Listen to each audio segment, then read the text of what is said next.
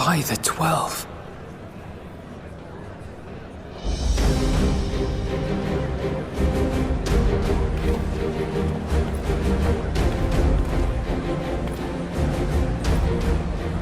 Glad you could join us. I hope you don't mind, but we went ahead and started without you. As you can imagine, our traveling companions were eager to become acquainted. 'Tis a rare thing indeed to see such a diverse and talented group of individuals assembled for a single purpose. We fight not only for the sake of Eorzea, but for the entire world, including the people of Garlemald. Much rides on the efforts of the Ilsabard contingent. Indeed, which is why I am glad to find myself in the company of many trusted comrades, yourselves included.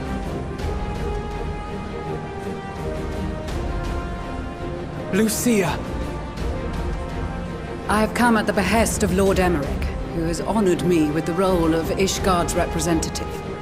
And for the good of all nations, not least my former homeland, I am determined to see this mission through to its end. We have a hard road ahead of us, but walk it we shall, together.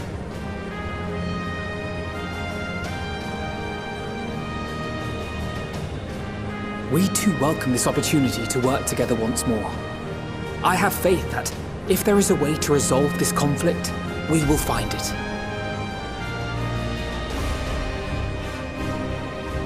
Allow me to introduce you to the rest of our company.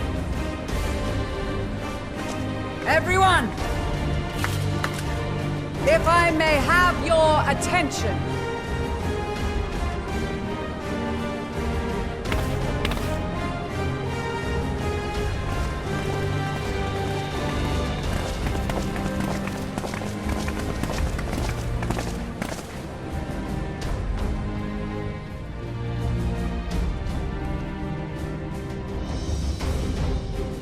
Might I ask you to speak first?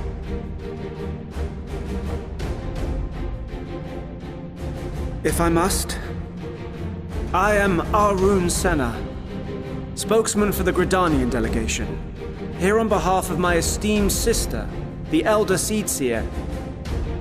We shall provide support and protection to those in need during our time in Garlemald. To that end, I am joined by healers selected by the Conjurers Guild, with the Order of the Twin Adder's Finest serving as our escort.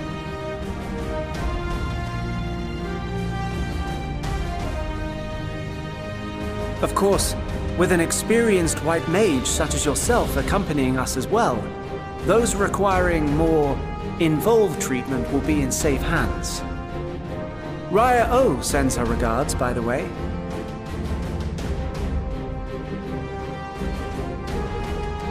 Suppose I'd better say my piece. Wait, I know you. The name's Sicard, in case you've forgotten. Truth be told, I'd rather you had forgotten. Any road, the Admiral asked Captain Hilfear to send his best, and for whatever reason, he picked me. Of course, if I'd refused, I'd be the laughingstock of the bloody executioners, and my reputation's taken enough of a keyhauling as it is. But more importantly, like any pirate worth his salt, I know when you're staring down a storm, you gotta trust in the commander of your ship. So if the Admiral wants us to go to Garlemald, not for plunder and glory, but a promise of peace in our time, then that's what we'll do.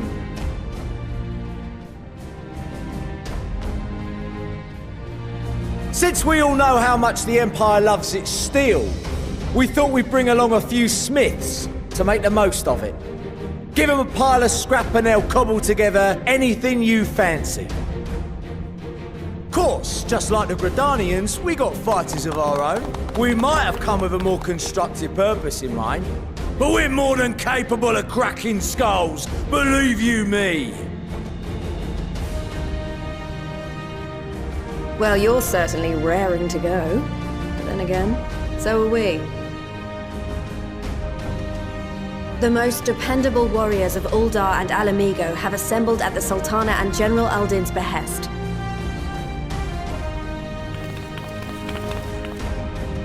If Garlemald has truly fallen, then the whole place is likely to be crawling with Telophoroi. We'll need plenty of troops to clear and hold a path for others to follow.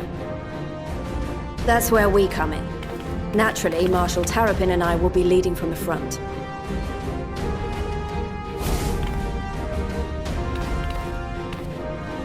It's been some time since I last saw you in your element on the battlefield. From what I've heard, you've become pretty fearsome yourself. Master Matoya, the Avatar of Destruction.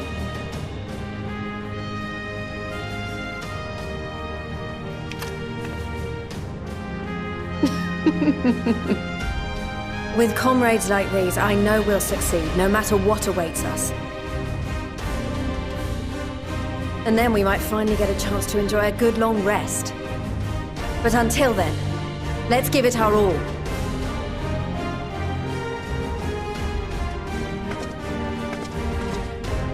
As for Ishgard, we Temple Knights have come in force to uphold our nation's commitment to the peace and welfare of our allies. The bitter cold of Garlemald is a formidable enemy in of itself. Our experience fighting in ice and snow will prove invaluable in the days ahead. Accordingly, I have been designated commander of the Ilzabard contingent. I will do all in my power to provide you with the leadership and guidance you require. The four high houses, House Hylinart foremost among them, have arranged for a host of machinists to join us on our mission. Their knowledge of Imperial Magitech is sure to be a great boon. They will address any problems of a technical nature together with the smiths of Limpsa Lomitsa. There is another awaiting introduction. Lord Emanolain! Ah, yes. Emanolain de Forton, at your service. Though, lest there be any misunderstanding, I should stress that I've not become a fearsome warrior while you were away. Rather, far from it, actually. My brother, in his infinite wisdom, decided this would be an excellent chance to make something of myself. Oh, and fight for world peace and all that. But, should the opportunity arise for a spot of ballroom dancing, I will be your twinkle-toed gentleman of light.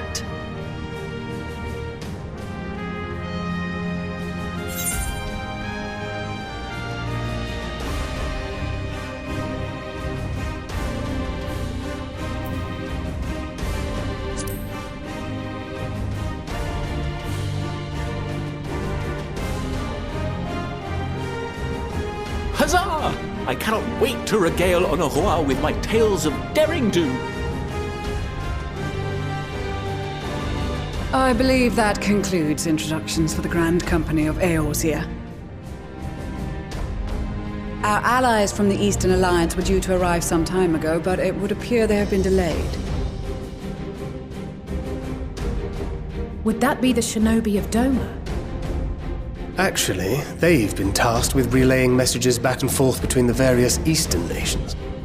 According to Lord Hien, however, an equally capable company of warriors has been sent in their stead. Out of my way, you preening fool!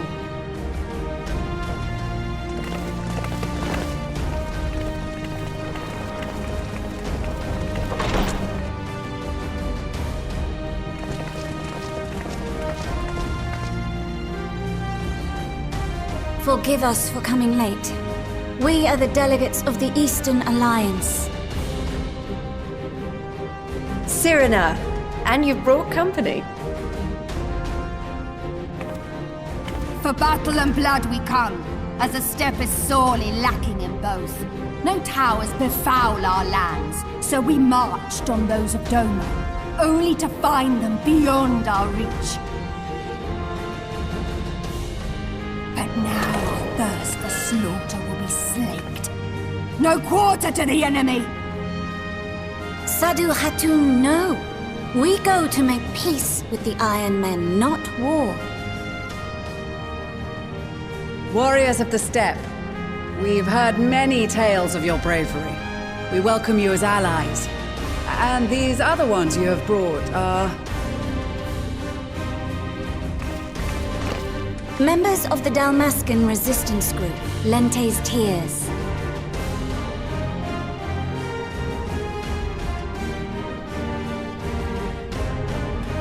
And the Bosnian resistance. Between them, they have a wealth of experience in espionage, and are particularly adept at infiltrating Imperial facilities. Which is fortuitous, since Garlemald's domain is so vast that I could never hope to handle reconnaissance duties all by myself. Dalmasca, Bosnia, Alamigo. All lands which have suffered the tyranny of the Empire. I would never presume to question your motives. Nevertheless, I must reiterate that our goal is to aid the victims of the Telophoroi, the common folk of Garlemald. And they are victims, make no mistake. Though I understand that many may struggle to see them as such.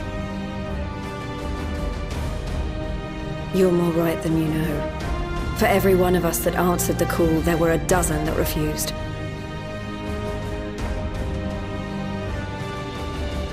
Not only in Alamigo, but everywhere we went. And who could blame them? The Empire's always been the enemy. But after seeing what we've seen, fighting and working against and with Garleans, there's no denying the simple truth. They're just people, no different from you or I. They've got their share of liars and murderers, but so do we. So do we all. Fordola, who once swore herself to Garlemald, has proven herself a trusted ally time and time again. Every Eorzean here knows Cid Garland, the Imperial defector who shared with us countless technological wonders. Maxima, who stands with us today, tried to reform Garlemald from within and make peace with Doma. So you can believe me when I say that every fighter here understands and accepts that the Imperials are not monsters and are deserving of help. Or at least that they were able to put aside their feelings for the greater good.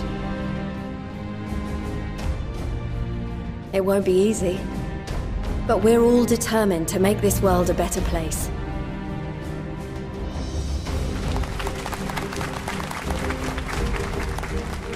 What lingering concerns I may have had were clearly unwarranted.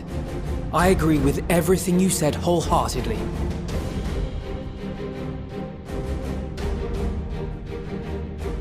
Then we are in accord.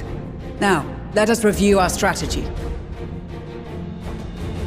To reach the Garlean capital in northern Ilsabard, we must cross the central mountain range. Fortunately, Garlond Ironworks can provide aerial transport, sparing us this most treacherous part of our journey. However, attempting to fly any closer to Garlemald would attract the attention of the Telophoroi. As they appear to have seized control of the majority of the Imperial military, we must assume that includes its fleet. In addition, Garlemald possesses devices that can interfere with airship navigational systems, further discouraging an airborne approach. Given the circumstances, the closest we dare deploy our contingent is an area between the range and the capital, the Magna Glacies. From there, we must travel the rest of the way on foot. We will also need to bring the airships with us to ensure we can withdraw with haste. Although much of the terrain will be blanketed in snow, we should be able to make use of local roads and shipping facilities. The vast ice field will afford us an unobstructed view of the surrounding area. On the other hand, it will also allow others to easily spot us, so it is imperative that we only make camp in positions where we can easily defend ourselves. And the airships, which must be kept safe at all costs.